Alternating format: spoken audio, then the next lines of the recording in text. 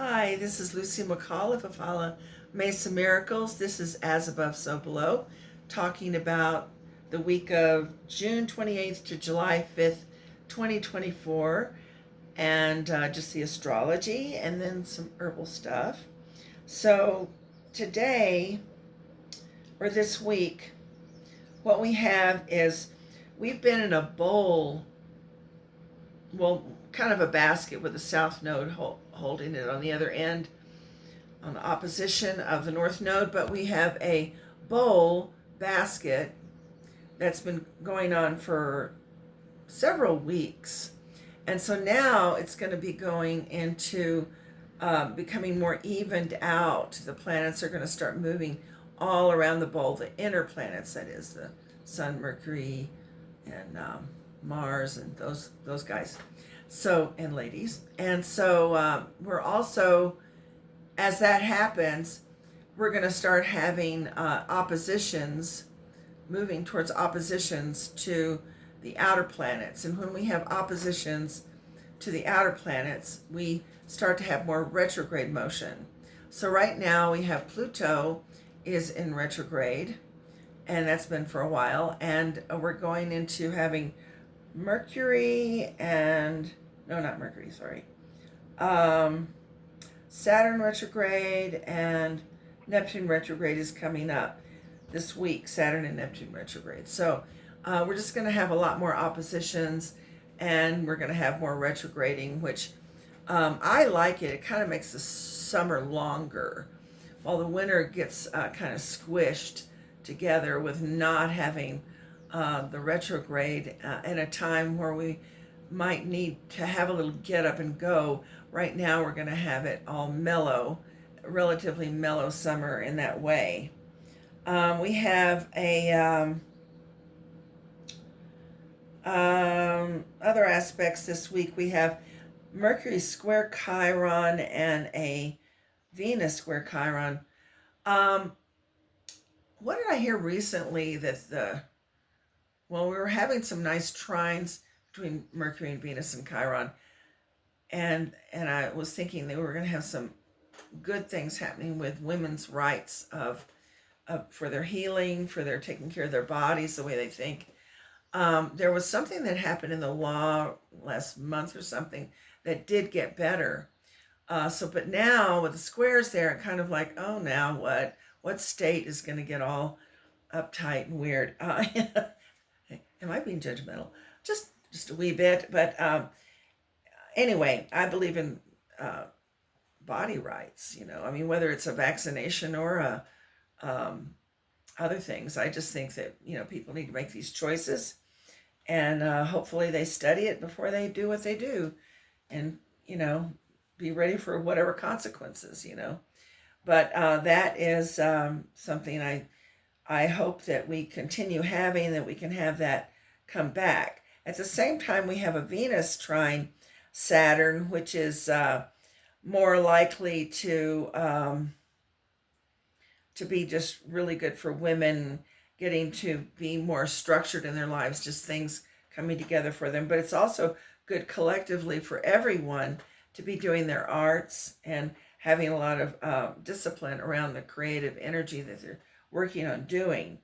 And then we have a Mercury trine Neptune, which can be very good for just a very fantastic imagination and having just wonderful dreams, and all, like dreams at night, where you're having visions, and it's good for all of that, just having that altered state of consciousness.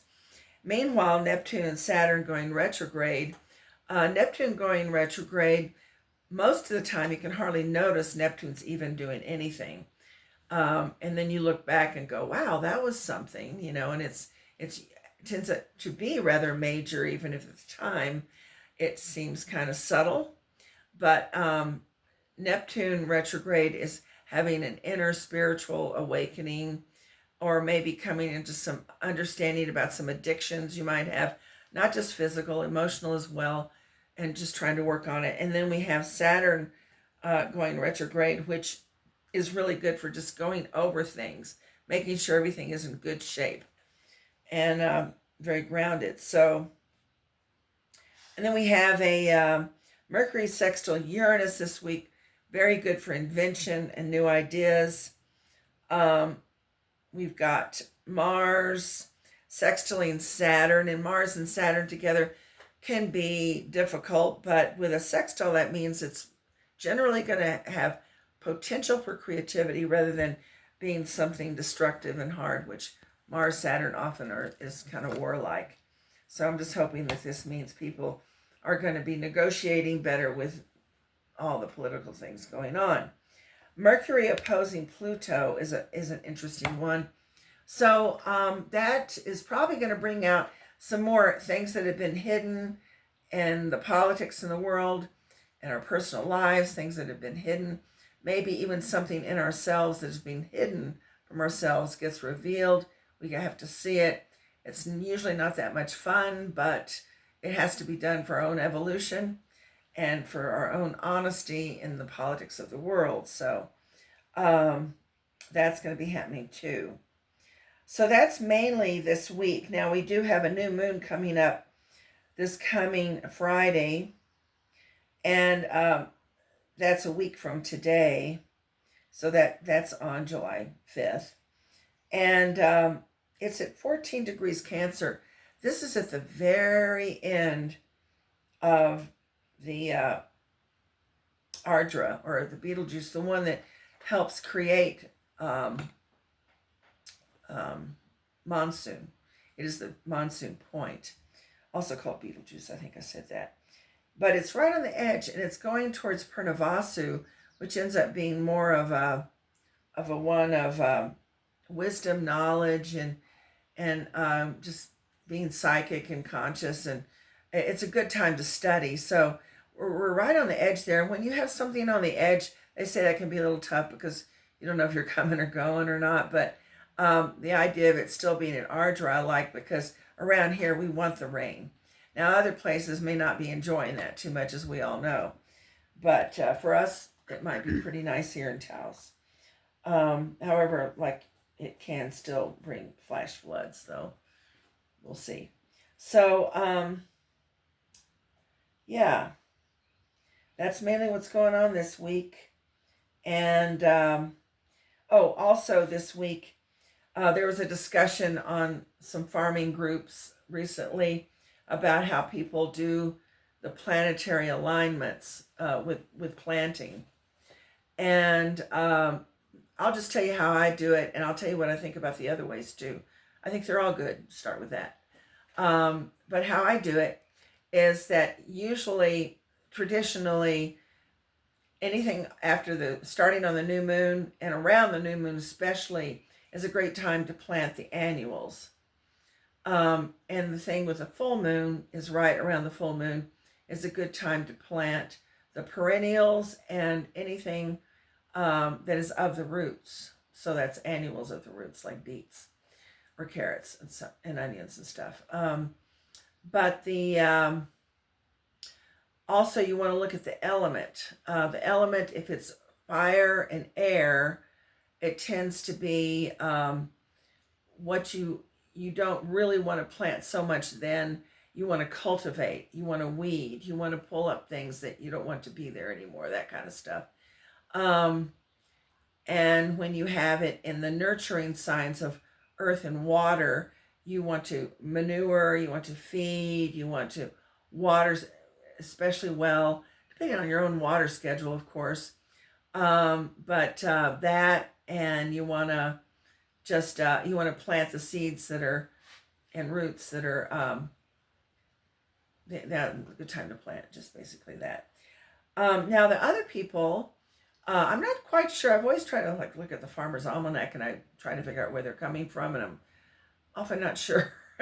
But when it comes to the biodynamic, what I've noticed, for a long time I always heard it was sidereal, and I looked at it and I thought, no, this is not sidereal. They're mainly going on the really good aspects, and that makes sense too.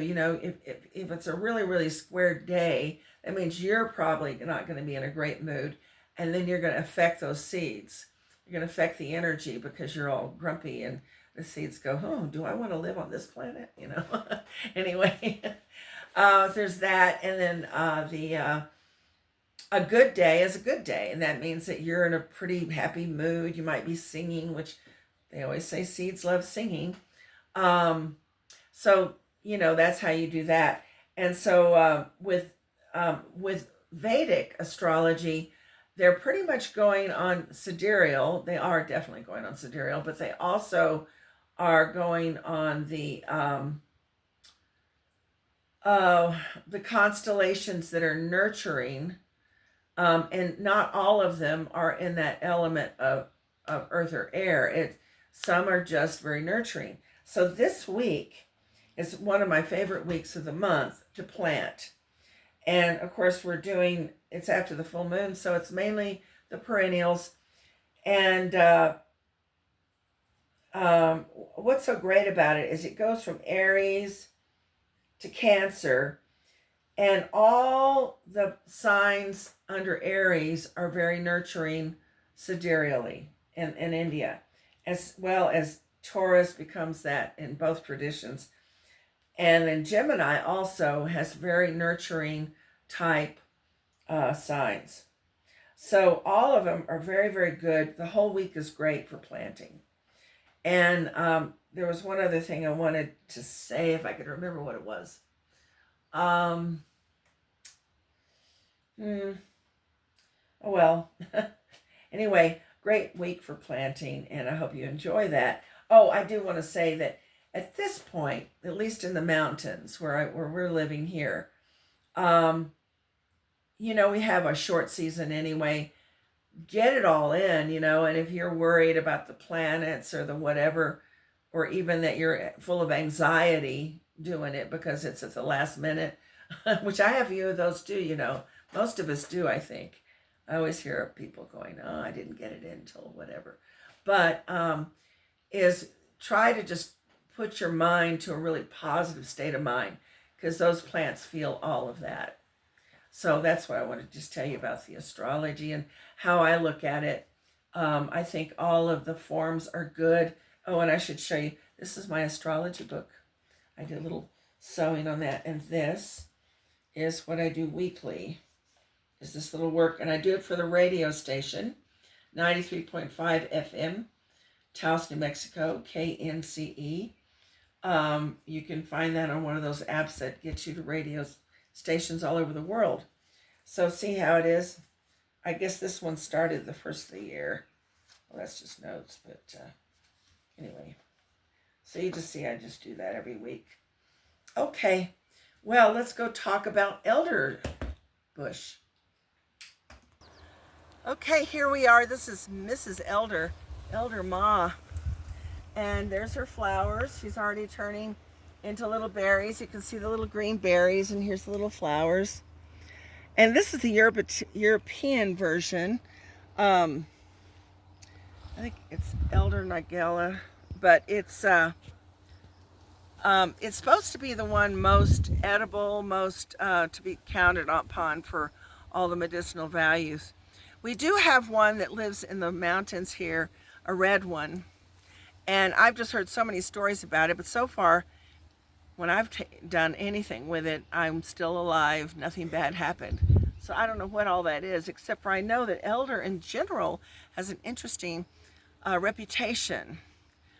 She, for one thing, in the Celtic version, she is the Elder Ma, and she represents life and death. And it's the wood that is used at Halloween or Samhain to burn in the sacred fire.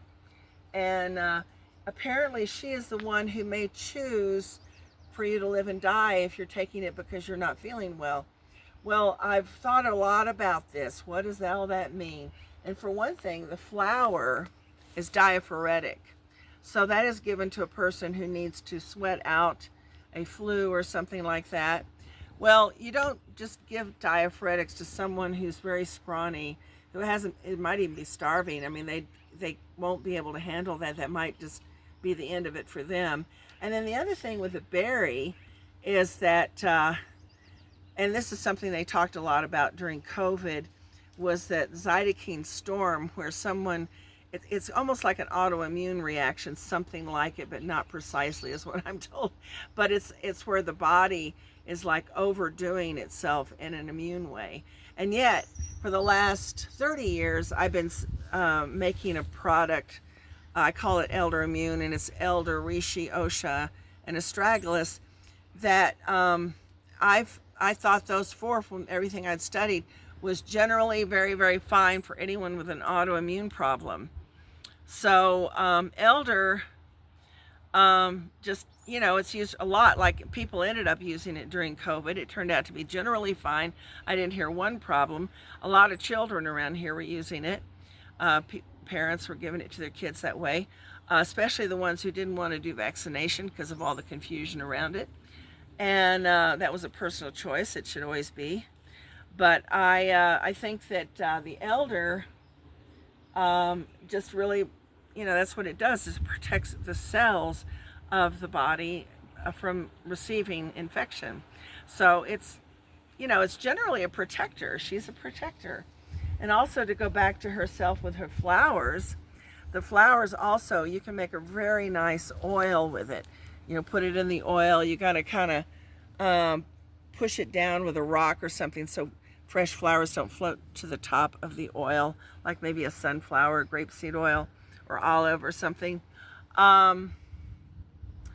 It is just really good for the skin. It really makes it just a beautiful glowing skin. So it's like the fair damsel flower.